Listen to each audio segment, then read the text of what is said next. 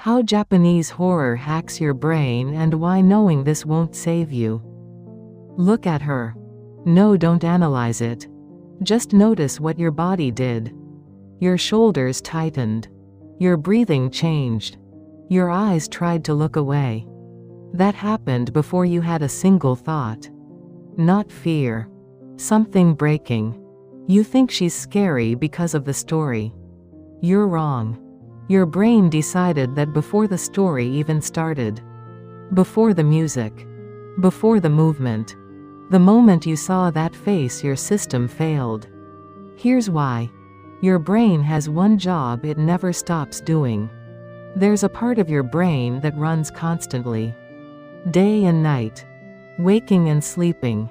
Its only job is to find faces. It scans clouds. Shadows. The wood grain on a door.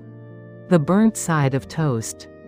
The moment it detects something face-shaped, it triggers everything: threat detection, emotion, attention, and it does this before you're conscious of any of it. You don't control this system. You can't turn it off. And more importantly, it is extraordinarily easy to break. Hair is a weapon. A face isn't just eyes, nose, mouth. It's a very specific configuration. Your brain expects those elements to be exactly where they should be. Hair covering a face doesn't hide that pattern. It corrupts it. Your brain sees something that should be a face, so it tries to resolve it.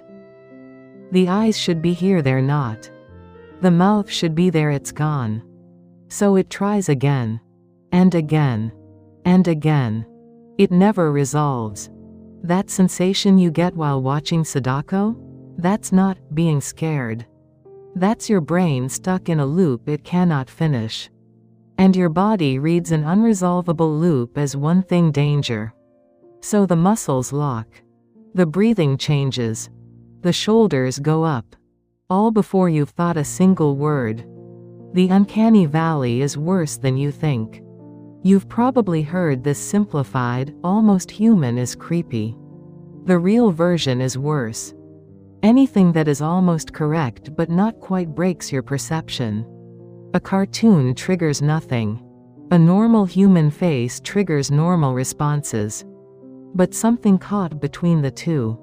That's where your brain stops trusting itself. Japanese horror lives exactly there. Movement that's almost human but not quite. Timing slightly off, a second too early, a second too late. A face that should resolve and never does. And here's the trap your brain walks into every time it thinks.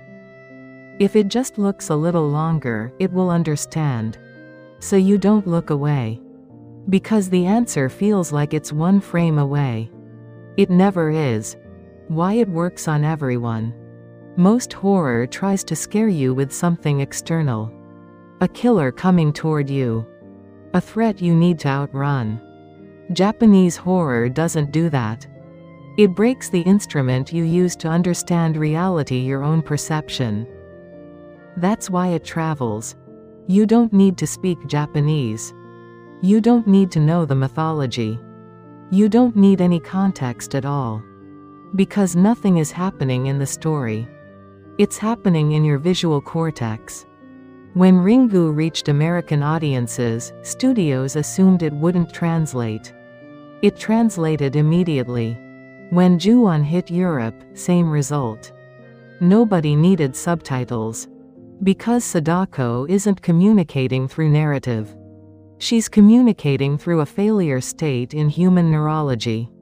She doesn't scare the part of you that watches movies. She scares the mammal part. The part nobody tells you. You know it's an actress.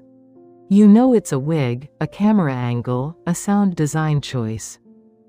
You understand the mechanism now. It doesn't matter. That detection system doesn't ask what you know. It doesn't consult your memory of having read this. It sees the pattern, fails to resolve it, and sends one signal: danger. Every time. The illusion doesn't need to be good. Your brain just has no way out. Now you know. Lucky you.